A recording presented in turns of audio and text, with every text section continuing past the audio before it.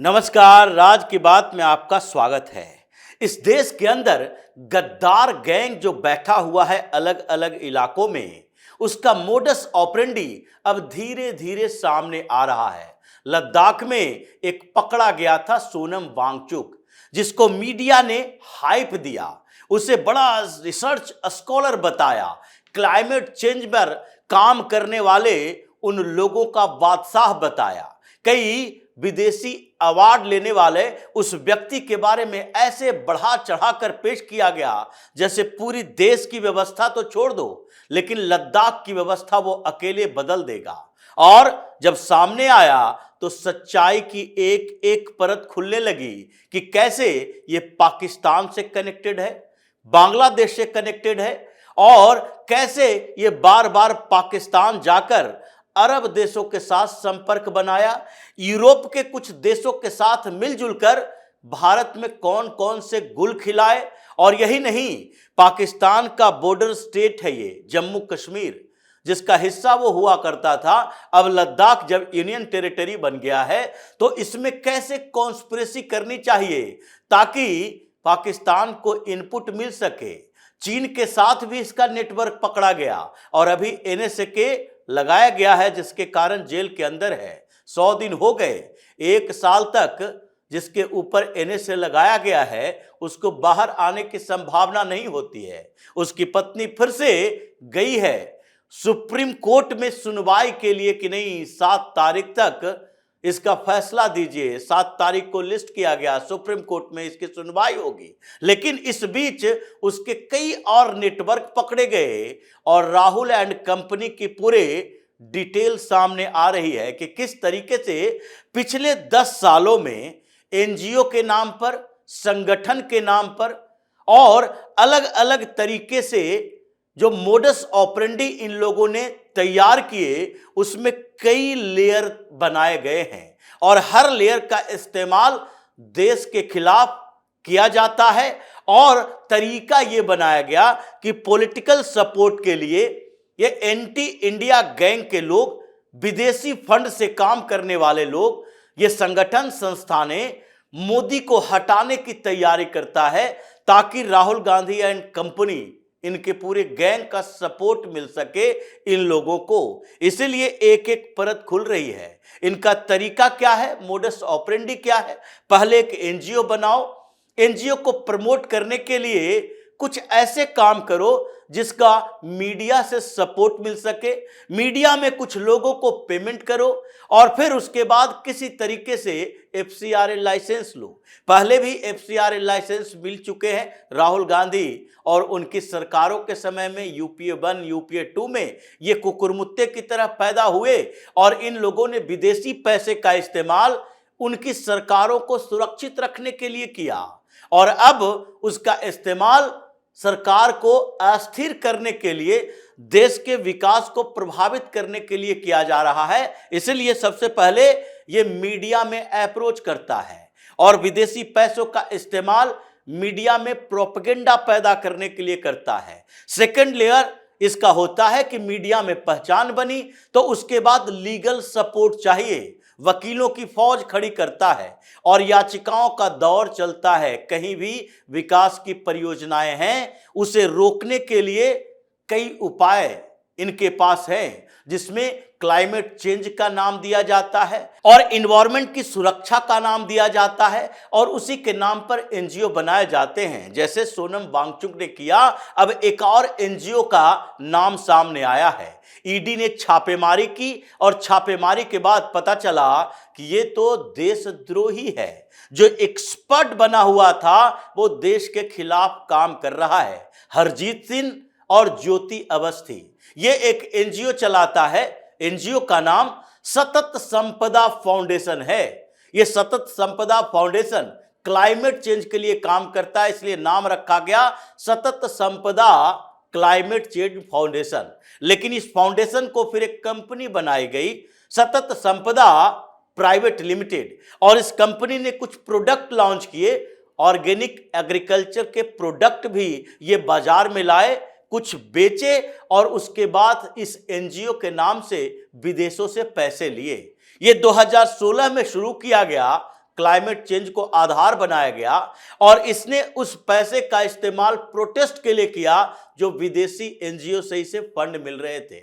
उसके बाद जब ईडी की नजर पड़ी कि अचानक से एक एनजीओ आता है और उस एनजीओ का जो कर्ता धर्ता है हरजीत सिंह, वो मीडिया में हर जगह दिखाई पड़ता है, वो हर जगह इकोसिस्टम की बात करता है और उसके अलावा अलग अलग जगहों पर जो एनर्जी के सोर्सेज डेवलप हो रहे हैं, फॉयल एनर्जी हैं, उन सबको फॉसिल एनर्जी हैं, उसके खिलाफ बयान देता फिर रहा है। मीडिया में इसके अप्रोच है तो अलग अलग जगह पर इसे एक्सपर्ट के तौर पर बुलाया जाता है। इसने ये ग्लोबल साउथ के नाम पर विकासशील देशों को टारगेट किया, भारत उसमें से एक है, और इसने विदेशी पैसों से इन जगहों पर विकास की परियोजनाओं को प्रभावित करने की कोशिश की।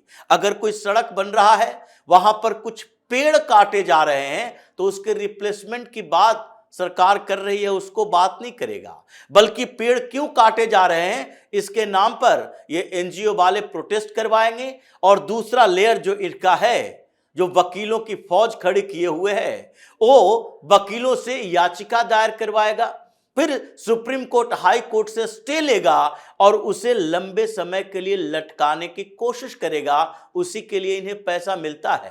तो ईडी ने इसके घर पे नोएडा, गाजियाबाद, हर जगह छापेमारी की। छापे जब पड़े तो पता चला ये 2021 और 2024 के बीच ये 4 सालों में इसने 4 करोड़ 65 लाख से ज्यादा विदेशी फंड लिए एनजीओ के माध्यम से। और ये तो अकाउंट के रूट से है, ब्लैक मनी की बात नहीं की जा रही। और वो पैसे लेकर इसने किया क्या, अलग अलग जगहों पर इसने प्रोटेस्ट करवाए, अपना चेहरा चमकाया और साथ ही लोगों को जोड़ा, कई परियोजनाओं को बाधित करने की कोशिश की। हर जगह ये सरकार से लेकर सुप्रीम कोर्ट तक के फैसलों का विरोध करता रहा क्लाइमेट चेंज के नाम पर, क्योंकि ये एनजीओ का आधार बनाए हुए है। ये एक नहीं है, ऐसे ऐसे 13 एनजीओ पर अभी छापे पड़े हैं जिसका काम ही यही रहा है। एक एनजीओ पकड़ा गया जो वकील ही चलाता था और वो गुजरात में काम करता था। ये जो पूरे उसके ईमेल डिटेल पता चले तो ऑस्ट्रेलिया से सीधे कनेक्शन पता चला है। और ये क्या करता है, ये उन जगहों पर काम करता है जहां पर कोल माइंस हैं और उन जगहों पर आदिवासियों को अपने साथ जोड़ता। उसके बाद कोल माइंस को बाधित करने के लिए वहां एनवायरमेंट का इशू उठाता, सुप्रीम कोर्ट में याचिका दायर करता और कुछ समय तक ये रोके रखता कि नहीं, माइंस आगे नहीं बढ़नी चाहिए। उसके अलावा इसका काम लोकल जो ऑर्गेनाइजेशंस हैं, छोटे छोटे संगठन बने हुए हैं, उन लोगों को पैसा देकर सीधे प्रोटेस्ट करवाता था। जब उसके ईमेल से पता चले, जब ईडी ने छापेमारी शुरू की तो उसके घर से पता चला कि ये कैसे कैसे पैसा ले रहा है और ऑस्ट्रेलिया के कोल माइंस वालों से पैसा ले रहा है। वहां इसका नेटवर्क चल रहा है कि वहां से जो यहां कोल एक्सपोर्ट किए जाते हैं उसको बेहतर बनाने और उसे बढ़ाने के लिए भारत के माइंस को किसी तरीके से रोके रखो, कमजोर करो, उत्पादन क्षमता कम करो, इसके लिए सेटिंग चल रहा था। वैसे ही ये सारे एनजीओ काम कर रहे हैं जिसके खिलाफ शाह ने पहले ही एक नोटिफिकेशन जारी किया था। दर्जनों ऐसे एनजीओ हैं जिसके एफसीआरए लाइसेंस रद्द किया गया कि आपका काम है देश में जो भी बाहर से पैसा आता है वो केवल और केवल आप डेवलपमेंट के कामों में खर्च कर सकते हैं। जिसमें एजुकेशन पर काम कर रहे हैं तो एजुकेशन पर ही काम करेंगे। आप किसी भी तरीके से पॉलिटिकल सोशल एक्टिविटी में हिस्सा नहीं ले सकते जिसका कोई ना कोई कनेक्शन पॉलिटिक्स से हो, लेकिन ये करता वही है। ये सारे जगह से पैसा इकट्ठा करेगा और इन लोगों के इशारे पर जो बैकअप देते हैं ये राहुल गांधी और ऐसे ही लोग, कांग्रेस से वामपंथी पार्टियों तक, ये उनके लिए बैकअप प्लान रहता है कि ये लोग हंगामा खड़ा करेंगे और ये पीछे से जाकर उस पर राजनीति करेंगे। इसलिए इस पूरे नेटवर्क को तोड़ा जा रहा है। वांगचुक अभी 100 दिन से जेल के अंदर है, लेकिन उस पर खुलासे हो रहे हैं और उसकी बीबी सुप्रीम कोर्ट में जाकर रो रही है, तड़प रही है कि देखिए इनको अब छोड़ा जाना चाहिए, ये गवर्नमेंट का काम है। अगर उनके ऊपर एनएसए लगा हुआ है तो वो कोई 1 साल का ही इंतजार नहीं होना चाहिए। सरकार चाहे तो बीच में भी रिलीज का ऑर्डर दे सकती है, एनएसए हटा सकती है, लेकिन सरकार क्यों हटाए? क्योंकि तुम्हारे खिलाफ सबूत नए नए मिल रहे हैं। तुम्हारे पूरे नेटवर्क, ये गद्दार गैंग का नेटवर्क है, वो तोड़ा जा रहा है। तो फिर सरकार क्यों तुम्हें बाहर निकालने की कोशिश करे, तुम्हारे ऊपर से एनएसए हटा दिया जाए? इसलिए ईडी, अमित शाह का अपना एक्शन और इन सब में इस एनजीओ की भूमिका, जिस तरीके से एंटी इंडिया लॉबिंग चल रहा है पूरी दुनिया में और उसके पैसे से ये लोग यहां पर विकास को रोकने की कोशिश, अराजकतापूर्ण माहौल बनाने की तैयारी कर रहे हैं, उसी के खिलाफ अब गद्दार गैंग पर एक्शन शुरू हुआ तो छटपटाहट इन लोगों के पास है। सुप्रीम कोर्ट में जाकर याचिका पर याचिका डाल रहे हैं कि देखिए कैसे हम लोगों को प्रताड़ित किया जा रहा है, लेकिन होना कुछ नहीं है। इसके पूरे नेटवर्क को अब तोड़ा जाएगा और इसके बाद ये नेटवर्क में बैठे हुए इनके आकाओं तक पहुंचा जाएगा, जिसमें कई लेफ्ट और कांग्रेस के नेता का भी नाम शामिल है। तो इसी तरह की खबरों के साथ फिर से हाजिर होंगे, तब तक के लिए बने रहिए हमारे साथ और देते रहिए हमें सहयोग, ताकि इसी तरह की खबर हम आपके लिए लाते रहें। धन्यवाद।